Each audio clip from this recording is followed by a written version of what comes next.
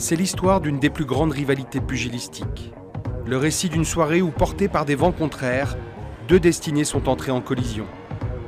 Il y a 14 ans, Ernesto Hoost et Jérôme Le Banner s'affrontent pour la 5e et dernière fois. Vainqueurs et vaincus, les deux hommes resteront marqués à jamais.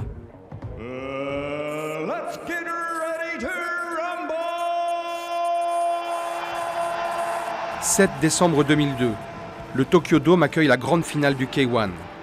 Les 8 meilleurs poids lourds du monde vont s'affronter dans un tournoi. Il est 17h quand les combattants sont présentés à la foule. I think all the fighters were all strong fighters. Everybody was able to win, I think, and so the atmosphere was quite tense between all the fighters. C'est électrique. Il y a les cheveux.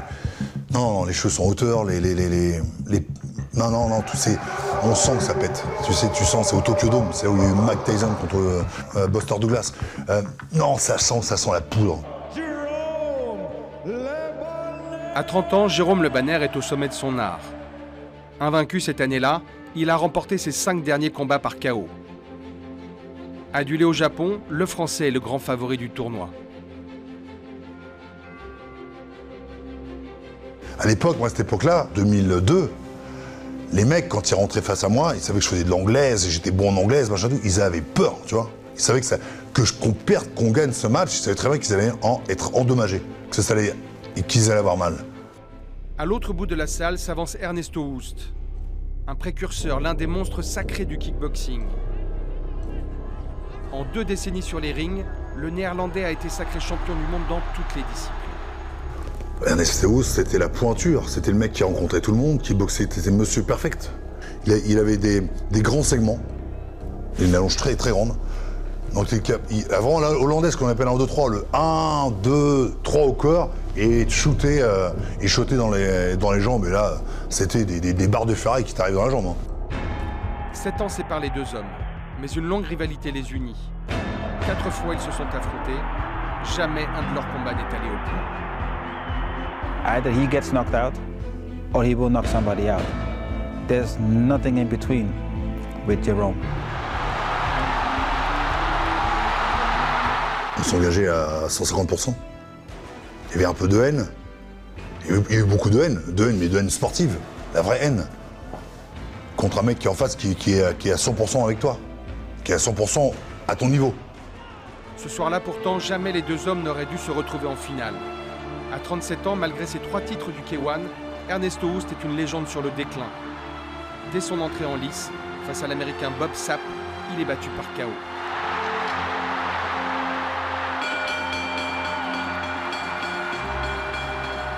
It was a strange feeling because I came back to the dressing room and then I took off my gloves and everything and I was finished, you know. And then suddenly they came to me, they say, oh, maybe Bob doesn't want to fight, and if he doesn't want to fight, then you can continue like a lucky loser. Miraculé, sauvé du déshonneur, Ernesto Hoost pense ses plaies et retourne au combat. À la surprise générale, il domine Ray Sefo et rejoint le premier la finale du K1. De son côté, Le Banner écrase le tournoi. En quart de finale, il détruit le favori du public, le japonais Musashi.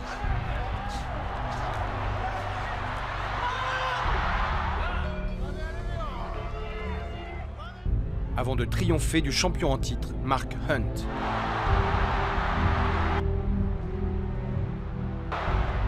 Les portes de la finale s'ouvrent à lui. La foule acclame déjà Le Banner en vainqueur, persuadé de son triomphe face à Ernesto Hoost, diminué et vieillissant. 7 ans après sa première défaite en finale, Le Banner entrevoit la lumière. Je sais que mon entraîneur est un petit peu trop content. Quand tu gagnes tous les combats, comme tu passes les combats, qu'il a vu quelqu'un se faire malmener, donc tu te dis putain c'est bon, c'est notre soir, c'est à nous. Parce que il y avait autre chose que le plafond du dôme. Il y avait des étoiles pour nous ce soir-là. Et là, on est il y a une espèce d'élévateur, des camions, tu sais, comme pour laver les grandes vitres d'immeubles. On est en suspension au-dessus des 85 000 spectateurs qu'il y avait. Et je vois cet écran, faut pas que je chiale, mais je vois cet écran où en fait on voit ma vie, les combats et tout. Il y a le visage de ma mère qui apparaît. Au dernier moment, je vois ma fille. Derrière, on est à Paris. On est sur l'avenue de la Grande Armée. Il y a l'Arc de Triomphe. Et je vois ma fille avec son petit ciliat jaune qui m'attrape et qui m'embrasse. Donc, ce soir-là, pour moi, c'était... c'est marrant, je vois toujours cette image de ma gosse qui m'attrape et qui me dit « Je t'aime, papa ». Alors donc, là, si tu veux, à ce moment-là, je vais dire la vérité, je savais que mon bras, il y avait déjà une fissure. Il y avait déjà une fissure avec le combat de Mark Hunt. Mais avec cette histoire de sentir un peu le goût de Paris pour ma fille. Et je me dis, je vais me donner à 100%. Ernesto Hoost. I remember I didn't even prepare to fight him. I didn't prepare anything because I knew exactly what he would do. I knew exactly that it would be a hard fight. I knew it would be me against him, and I knew the toughest would survive. World Grand Prix champion. Introducing first, fighting out of the blue corner, wearing black trimmed with silver. He weighs 117.4 kilograms. From France, here is the ISKA World Heavyweight Champion, the Hyper Battle Simard, Jerome Le Bonnet.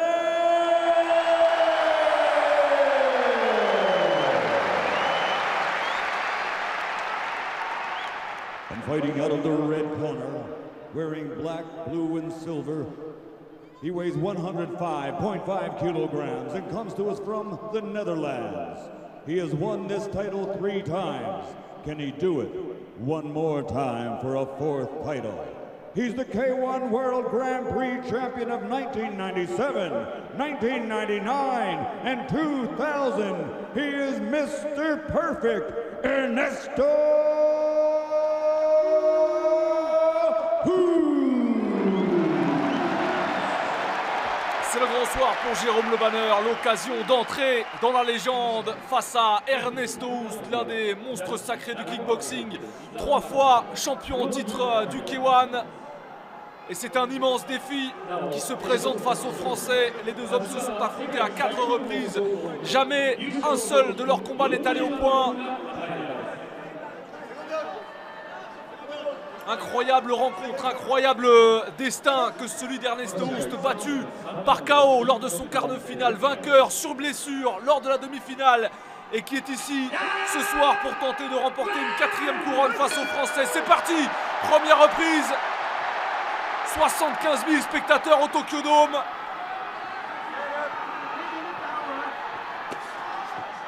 Le Banner qui s'est imposé par KO lors de son premier combat, qui a dû batailler très dur lors de sa demi-finale face à Mark Hunt et qui s'est imposé au point au bout des 3 reprises face au champion en titre, celui-là même qu'il avait battu l'an dernier par KO lors des quarts de finale du Grand Prix 2001.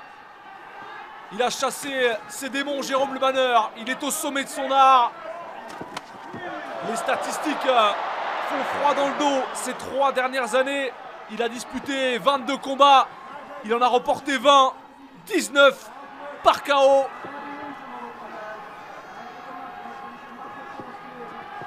Et on sent toute la prudence du Néerlandais qui reste à distance, qui tient pour l'instant au respect son adversaire et qui peut à tout moment surgir avec ses techniques de jambes. Low kick destructeur d'Ernesto Hoost, surnommé Mr. Perfect. C'est un précurseur, un pionnier de ce sport. Et attention à cette droite du Néerlandais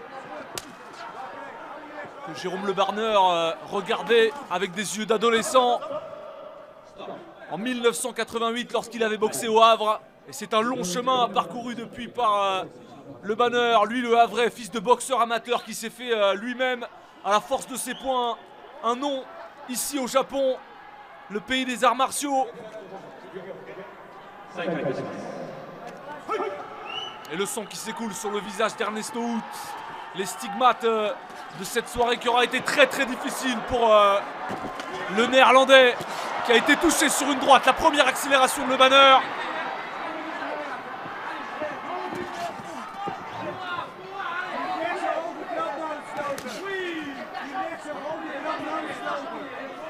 c'est un tournoi. Les deux hommes ont disputé 2 combats. Et ce combat sera la vérité d'un instant. Le Banner a laissé beaucoup de force dans sa demi-finale. Et Ous, lui, qui est pour l'instant très très prudent et qui est évidemment diminué à cause de sa défaite par KO face à Bob Sapp. Il a eu le courage, la force mentale de revenir. Ernesto Hoost, et c'est un homme de finale. Il en a disputé 4 ici au K1 pour 3 victoires. On se rappelle de cette demi-finale épique en 99 où il avait mis KO Jérôme Le Banner lors de leur 3e rencontre. Les deux hommes se connaissent parfaitement.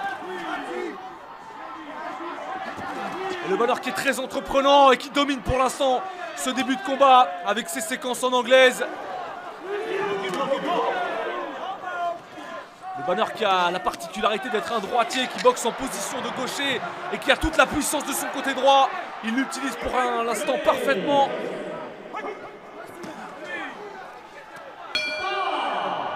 Et très belle première reprise de Jérôme Le Banner qui domine pour l'instant cette finale. Il avait déjà atteint la finale du Grand Prix, Jérôme Le Banner, en 1995. Il avait été battu par Peter Hertz et évidemment que ses souvenirs sont revenus à la surface avant ce combat fatidique. Robert Reed dans son coin avec Rani Berbachi et Gilles Arsène.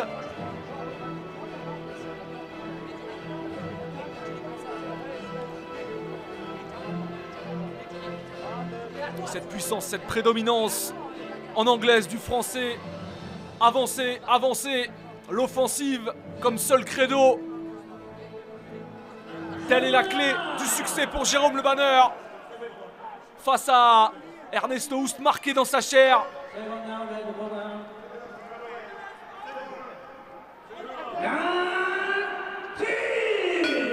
Deuxième reprise pour cette finale du K1 Grand Prix ici au Tokyo Dome.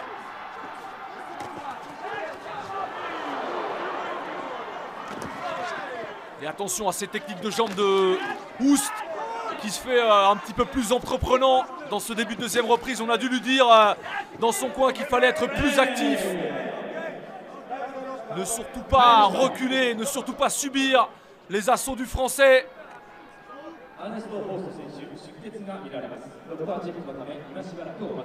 Et cette coupure au-dessus de l'œil gauche d'Ernesto Hoost qui va être examiné par le médecin. Il y a beaucoup de sang qui s'écoule et qui gêne la vision du Néerlandais. Attention évidemment à surveiller la décision des officiels.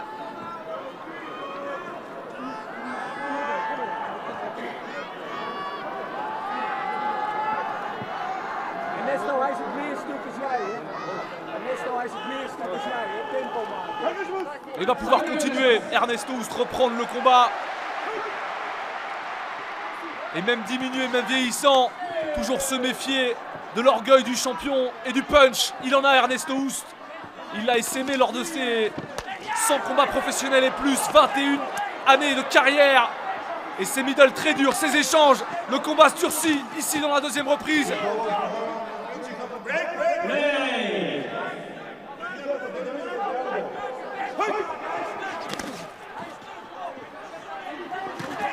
Et attention à ces middle très très durs qui ne sont pas bloqués par l'avant-bras gauche du Français.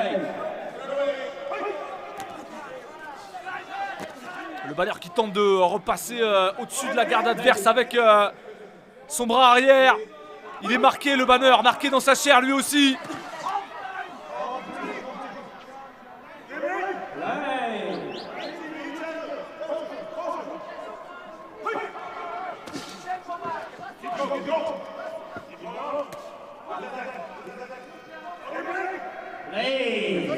Et le souffle est lourd du côté de Le Banner, chaque inspiration.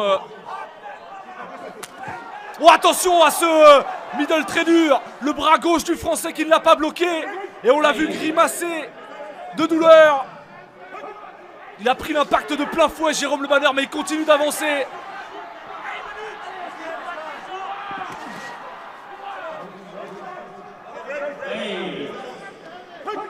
Ernesto Hoost qui se fait de plus en plus menaçant sur ses low kicks, ses middle, mais aussi avec son bras arrière.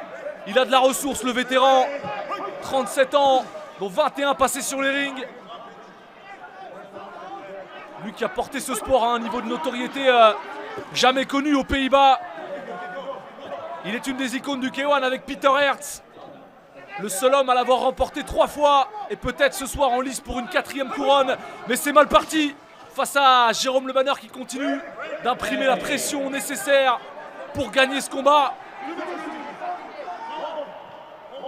Il est averti logiquement, Ernesto Hoost, pour des accrochages. Le combat qui se poursuit. Droitier contre gaucher, évidemment. Ernesto Hoost qui tente d'appuyer avec sa droite.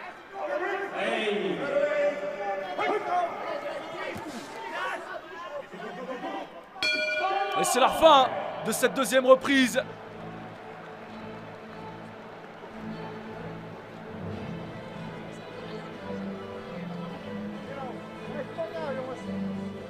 Jérôme Le Banner dans son coin,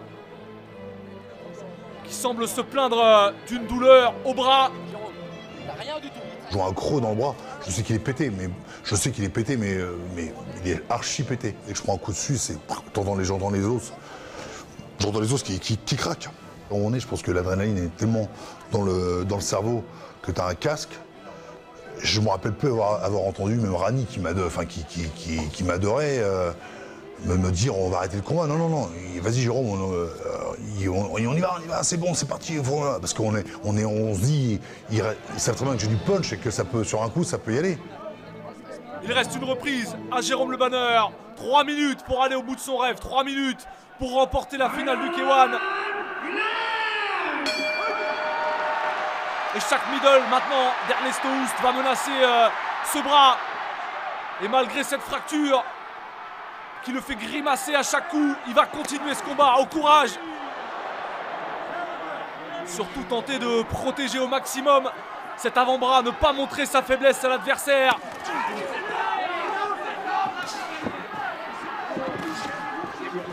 Il est moins offensif évidemment, Jérôme Le Banner, de par cette blessure. Il doit le travailler psychologiquement. Et on le voit grimacer désormais sur chaque déplacement. Oh, la douleur et le middle kick qui est venu s'écraser sur ce bras. Et Jérôme Le Banner qui fait non de la tête. L'arbitre va le compter très certainement. Et le public qui ne comprend pas ce qui se passe. Il va retourner au combat, Jérôme Le Banner, malgré la douleur qui le cisaille à chaque coup. Ernesto Hoost qui a compris maintenant. Il a à nouveau frappé sur ce bras. Il reste 1 minute 30 dans ce combat. Jérôme Le Banner compté pour la 2e fois. Et c'est une fin amère, ô combien amère, qui se décide pour le Français, qui va tenter de protéger son bras dans un dernier sursaut d'orgueil. Non, c'est terminé. Il retourne au tapis. Et Ernesto Hoost qui danse sur le ring. Ernesto Hoost qui remporte le K1 pour la 4e fois. C'est l'épilogue amer, dur, incroyable et inimaginable qui vient de se passer ce soir. Le Banner est battu. Et Ernesto Hoost est le roi du K1.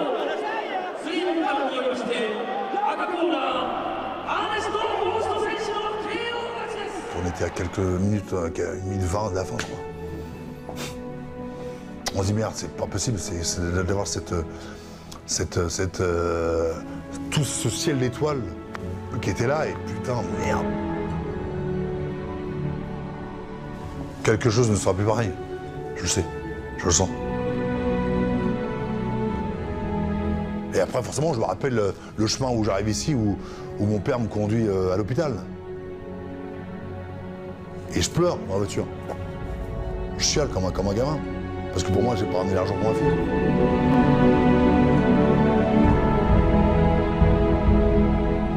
Quand je vois la radio avec les 21 vis dans l'avant-bras, avec une plaque, je me dis, ma carrière est finie. Jérôme Le Banner restera marqué à jamais par cette défaite. Le chemin de la guérison sera long et les tentations nombreuses. Jamais il ne remportera le K1, mais à son retour au Japon 2 ans plus tard, il découvre le mythe qui l'a fait naître. et le surnom qui l'accompagnera désormais toute sa vie, un roi sans couronne. Ils pleuraient les gens, même les hommes, ils pleuraient. Ils savent que si je reviens, c'est un miracle. Je suis un miraculé. Quelque part, j'ai quand même gagné, j'ai gagné le cœur du public. J'ai peut-être pas gagné ce combat, mais j'ai gagné le cœur des gens. Avec ce combat, avec ma vie que j'ai menée, dans tous les 4 coins du monde, tout ce que j'ai fait, je n'ai pas peur de mourir.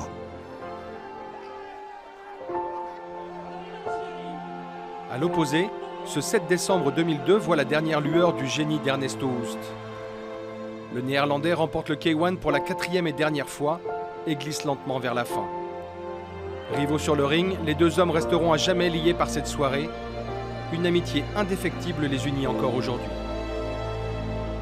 Son dernier combat qu'il fait, je suis à sa retraite, et j'ai demandé à ses amis, il y avait un ami qui est un Hollandais qui écrivait un bouquin sur lui, et je lui ai dit je vais attendre le Monsieur Perfect dans son vestiaire. Et pour moi, c'était un grand moment. Je l'ai serré dans mes bras. Et puis, non, j'étais content, c'était toute ma vie. Voilà, c'était toute ma vie qui était dans ce hug, c'était toute ma vie. C'était tous les gros combats, tout. Il m'avait donné la notoriété que j'avais au Japon. Il m'a fait naître les lettres de samouraï, les lettres en or de samouraï. JLB, c'est samouraï là-bas.